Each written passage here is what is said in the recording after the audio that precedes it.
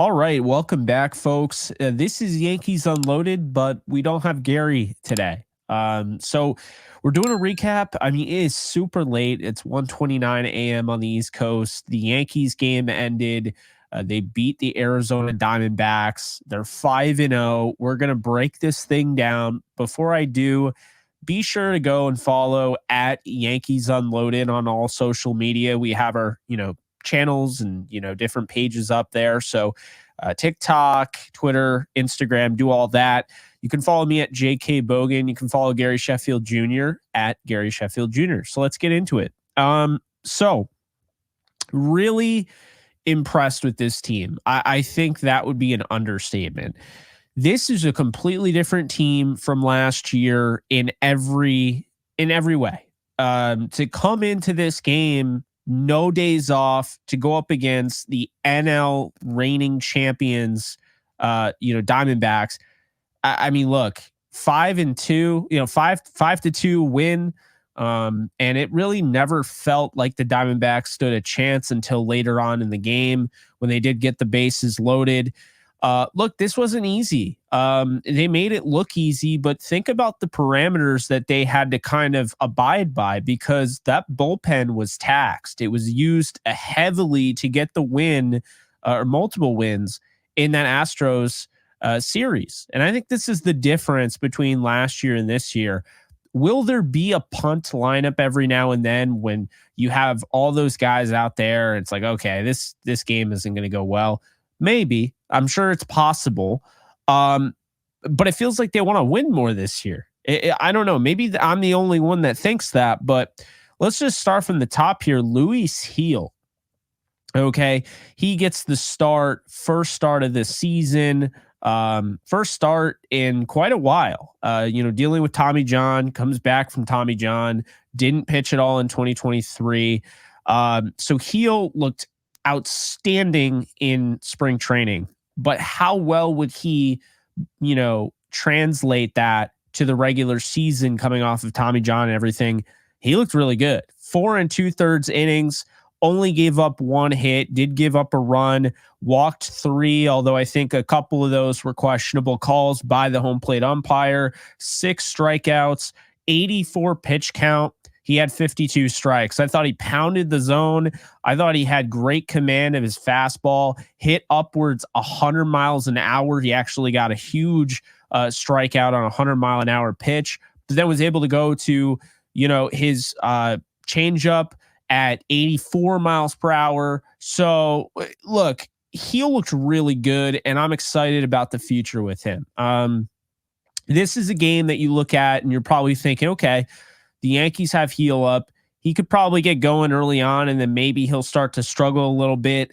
And keep in mind, he wasn't pitching on the normal rest. Okay. This isn't normal for the rotation. His days are kind of messed up because that simple, that rotation that was going on in spring training, where he was lined up in the order, didn't exactly give him just 5 days of rest. He actually had extra rest. So I did mention that in the last episode. I was a little worried that would affect him, and it didn't appear to do so. The 6 strikeouts, great. I think we saw so we've seen 5 pitchers for the Yankees start, and he was the first one where I was like, this guy can be a power strikeout pitcher this year. We know Rodon is capable of it when he's on. Cortez has struck out guys in the past. Stroman, he's not really as much of a strikeout guy as others, but he's had his moments in the past. And Clark Schmidt's not really a punch-out guy. So Gil, to me, has the potential to be that guy in this lineup, in this rotation. And obviously, when Cole comes back, it creates a good problem to have. You have too many good starters. So I think Gil, is really going up against Schmidt at this point, and could knock Schmidt out of the rotation. We'll see what ends up happening. But I was impressed with the way Schmidt pitched yesterday. I was really impressed with the way Gil pitched, and he went up against a really tough lineup. You look just from top to bottom, Ketel Marte, Corbin Carroll, Lourdes Gurriel. These guys have been so dynamic, not just this year, and Corbin Carroll hasn't really gotten going yet, but just in general, these guys have been so tough in the order Christian Walker. That 1 through 4 in the lineup got one hit today. Okay. One hit with Ketel Marte. Okay. Strikeout for Gurriel, strikeout for Carroll, and Walker struck out 3 times. So the Yankees did a nice job neutralizing this lineup. They only gave up 4 hits in general. You stick with the pitchers here. Luke Weaver gets the win, his second of the year. And this was a tough one. Okay. He's going to get some hate, and I already saw it on Twitter. But look, it's important to understand that Aaron Boone didn't have a big bullpen to work with, right? When you put out all the stops to make sure you win in Houston, you are going to tax your bullpen. You are going to overuse your bullpen. That's the way it is. When you go after those wins, sometimes you have to pace yourself and you have to understand, okay, if I win this game, it might hurt me for the next week or so. This is 162 games. You don't want to overdo it. At the same time, sometimes you really just want that win. And that was really the vibe I got. So I will say this. Luke Weaver got his second win of the year, 2 1/3 innings pitched, 2 hits given up, the only run that the bullpen has given up all year, and a walk. I look at Luke Weaver as somebody who just had to go 51 pitches. And I thought, while he's going to get a lot of crap for giving up the run, I thought he pitched pretty well. He got himself out of a huge jam. That was important. Nick Birdie looked great, pitched an inning, had a strikeout. He is going to be fun to watch this year. And then they finished it off. The save goes to Victor Gonzalez, who steps in, gives up a hit, but I thought he pitched really well indeed. Altogether, Yankees, 9 innings, of course, 4 hits. Pitchers gave up 2 earned runs, 4 walks, 7 strikeouts, 6 of which go to Luis Gil. That is a really good day at the offense for the Yankee pitching. This could have been a little bit of a struggle. And really, I thought they did a nice job. Boone got creative with the bullpen. He had Weaver go 2 1/3 innings. I mean, that's not easy to do. And I'm sure he wanted to keep Gil in there, who doesn't get the win because he didn't pitch 5 innings. But I get it. You can say what you will. I'll just keep him in. But at 84 pitches, you do have to monitor the pitch count with a guy coming off Tommy John surgery. So, I understand that. I understand a lot of people are going to be upset he didn't get the win and he deserved it. I totally agree. If anything, the rule of him not being eligible to get a win seems ridiculous, does not? Pitching 4 2/3 innings with a 5-0 lead, and the whole game, the Diamondbacks score 2 runs. The fact that he couldn't get the win in that situation seems a little ridiculous. Birdie gets the hold. Victor Gonzalez gets the save. Luke Weaver gets his second win of the year. And now we move on to the offense, which early and often this team scored 5 runs. Their only 5 runs of the day came in the second and third inning. The first inning, you talk about the grinding at bats that this new Yankees offense we're seeing, whether it has a lot to do with Soto or not, and it does have a lot to do with Soto, we're seeing this offense grind out at bats, and we saw this early on. By the way, graphic came up during the broadcast on Yes, so if you saw it on a different broadcast, you didn't see it, but on Yes, it came up.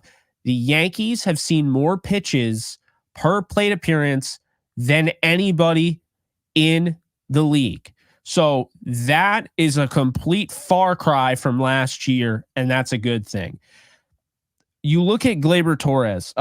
I still don't think he should lead off, and I don't think moving Gleyber Torres and switching him and Volpe and maybe moving Torres up a little bit in the lineup as well, I don't think it would hurt the lineup, because the idea of having righty, lefty, righty, lefty, righty, lefty, I get that, but Torres and Volpe are both righties. To me, the way Volpe has been working counts early on in the year, this isn't just, he's off to a good start, he's feeling himself. No. Like, this is what he is now. Okay, he's made significant changes to his swing, flattened it out, and he had a 4-hit day. And so, in my opinion, he should be leading off. With that said, can't take anything away from Gleyber with an RBI and 2 hits today. Did strike out. I don't love his approach at the plate as much as Volpe, but I still think Gleyber's really good. Hoping they bring him back after the season. And I thought today was really good to get him on that train because he had only had one hit to this point, and to get a multi-hit game here was really nice for his confidence, I would imagine. Soto was left hitless in this one, but walked twice. He always seems to find his way onto first base at least once in a game, and he struck out. That was a tough call. I do think it was a strike. I understand why he was upset, but he'll never admit it. I think he was more upset he didn't swing at it. It was close enough to swing at. I understand he's trying to work that third walk, but really tough there. Judge got a hit in this one. Really nice off the bat, 112 miles per hour over the middle. And then you have, Anthony Rizzo getting that run, working a walk. Stanton had 2 strikeouts, was really just ineffective entirely, but did have a walk in this one. Had a really nice at bat, to be fair, as well, that I thought typically Stanton would swing at, a pitch outside of the zone. That really stood out to me, like that's something he would swing at, and he laid off and actually worked a walk on that one. Verdugo had a hit in this one and worked a walk. He is working at bats. He has a 167 batting average right now. I'm not really concerned. I think he's going to get things going, and I've been impressed with his approach at the plate. Volpe had 2 runs, 4 for 4 today, an RBI. This was just great baseball being played by the Yankees. Austin Wells, this is what you talk about here. 0 for 3 today with a RBI. He had a sac fly. He did a nice job when he was at the plate. He moved the runner over twice, for Volpe. So I thought he did a nice job of that. Obviously wasn't his best day at the office, but I think you continue to see him behind the plate the way he's playing defensively. Had a really nice block today. And then, of course, you see him at the dish and the way he's able to work counts and so forth. Oswaldo Cabrera with another hit, another clutch at bat, getting that insurance run in there, scoring Volpe after his double. I thought that was a huge moment in the game where Cabrera comes up there for that insurance run, because you just never know how things are going to go. You're going up against a good, Diamondbacks team that scored 16 runs in one of their games earlier. So you don't know. So I like that. The Yankees end up with runners in scoring position, 2 for 10, although the Yankees held the Diamondbacks 0 for 7 with runners in scoring position. They left 7 on base. The Yankees did. The Diamondbacks left 8. There was a wild play where, you have a tagging up from third. He goes home. It's Verdugo. He scores. Nice job, by the way, on him.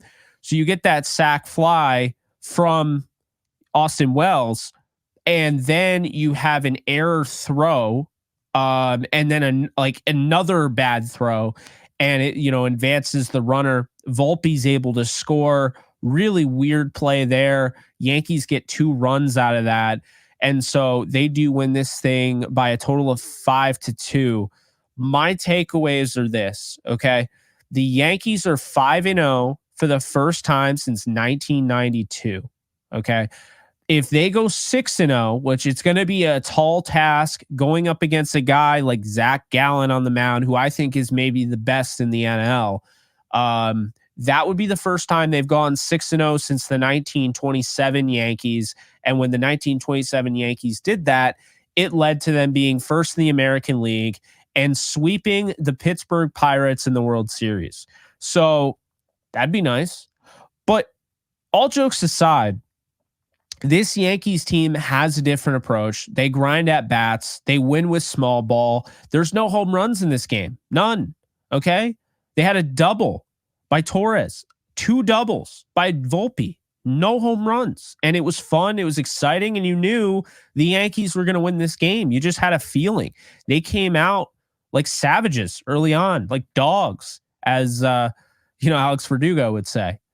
What I like about this is the lineup has stayed consistent.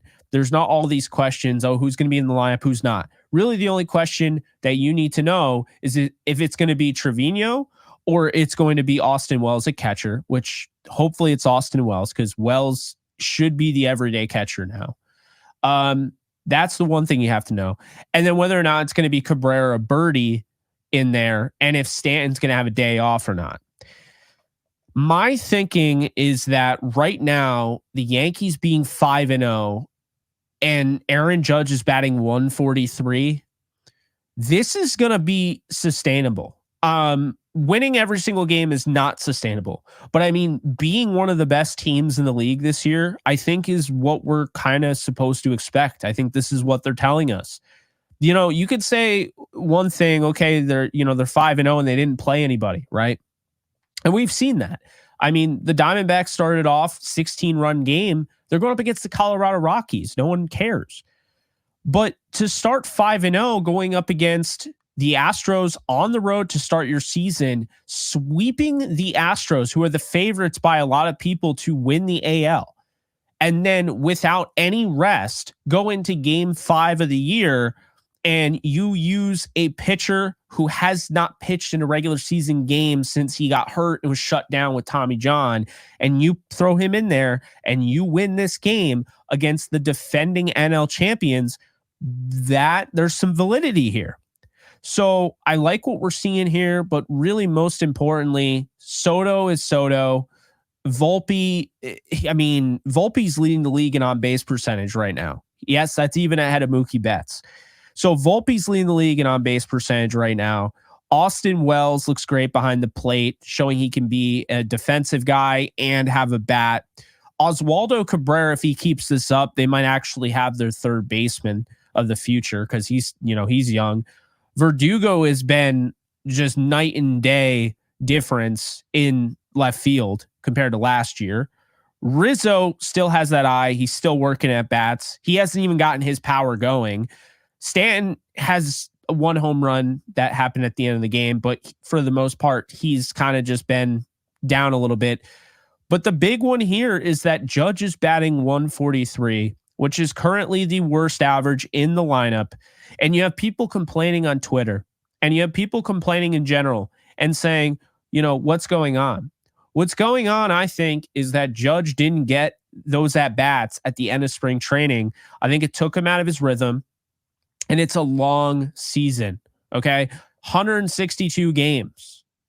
So we've only seen 5 for the Yankees, and they've won all 5 with Judge batting 143. What does that tell you about this team? And what's going to happen when Judge isn't batting 143?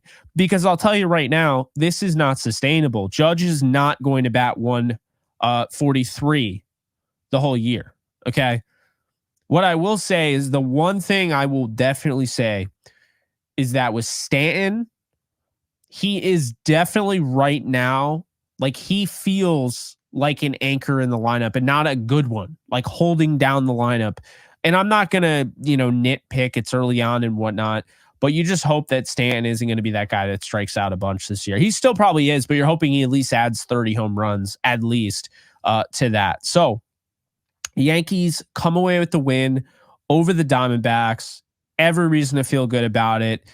And tomorrow they have the Diamondbacks again, obviously, but they have Zach Gallen facing them on the mound. And I do have concerns about that. Okay. Look, I'm not going to get delusional here. I want to call it like I see it. I do expect Arizona, who's now 3-2, and all their games have been played at home. They're 3-2. They've seen what the Yankees have to offer with Zach Gallen on the mound, who I believe, again, is one of the best pitchers in all of baseball and maybe the best in the NL. I think he's going to get the win tomorrow. So I think this Yankees win streak does come to a close. I think they're going to fight hard. This is going to be a tough game, but I think we're going to see like a 2-1 ball game. Arizona comes through with the win. Nestor is on the mound. He had a rough first start. I think he's going to look a lot better than he did. And the thing is, he had a rough first start, but he responded well. It didn't start out well. He responded well. He turned things around despite giving up those runs. I am very interested to see Nestor versus Zach Gallen, but I don't think this is a great position for the Yankees to be in. Things that I want to see. I want to see Jake Cousins get a shot out of the bullpen tomorrow. Give these guys some rest. Jake Cousins, you just got. You didn't bring him in today because he just came up to the Yankees. They just acquired him via trade. And if you haven't, checked out our video on that, you can do so on our channel. I like Jake Cousins. Gary likes Jake Cousins. We like his repertoire. We like what he brings to the table. His strikeout rate is great. He keeps the ball on the ground or he strikes you out, really gets a lot of whiffs. So I want to see him tomorrow. I want to see potentially in some facet, if we could get John Birdie into the lineup and maybe bench Stanton tomorrow, that I wouldn't be against that. That would be nice. And obviously being in the NL now, the way things are, you have your DH, so you don't have to go crazy with all of that. But I'd like to see that. I do want them to go after this game, and I think they will, but I also want them to be very cognizant of how they use the bullpen, because what I don't want to see is, them go all out with the bullpen and, once again, put yourself in a bad spot where when you're coming back to New York, and you have that home opener against Toronto, you don't have a bullpen to work with. So tomorrow, gonna be tough. Biggest test of the year. Yankees going up against Zach Gallen, the right-handed pitcher, one of the best in the sport. And already the books have the Diamondbacks winning. Matchup predictor on ESPN has the Diamondbacks winning. They have an over-under of 8.5 runs. To me, I think it's going to be a 2-1 ball game. I think the Yankees lose. And if they win, I'll feel great. But I've already kind of braced myself for tomorrow. I'm hoping we see Jake Cousins. I want to see John Birdie back in the lineup. And it's probably not going to happen. I should probably give up all hope. But I would love to see Anthony Volpe at least higher in the order. But I really want to see him leading off. That I can't stress that enough. So big game tomorrow. It's going to be the same time, 9:40 p.m. Eastern time, against Zach Gallen. And Arizona is not an easy team to beat, so do not discredit them. This was a good win today. Arizona made some mistakes, but the Yankees are showing that they are for real. This is not a fluke, and I don't care how early it is. When you beat the teams that they've beaten and you have the resume that they have to start the season, I think it's safe to say that this team is going to be legit this year. So I'm Jake Ellenbogen. You can follow me at JK Bogan. You can follow the show channel and the pages at Yankees Unloaded. Follow my co-host, who's not here this time, but will be back soon, at Gary Sheffield Jr. And be sure to subscribe, like, and comment. We appreciate you guys. This channel's growing, and it's growing because of you. We appreciate you, and we'll see you guys soon. Take care, folks.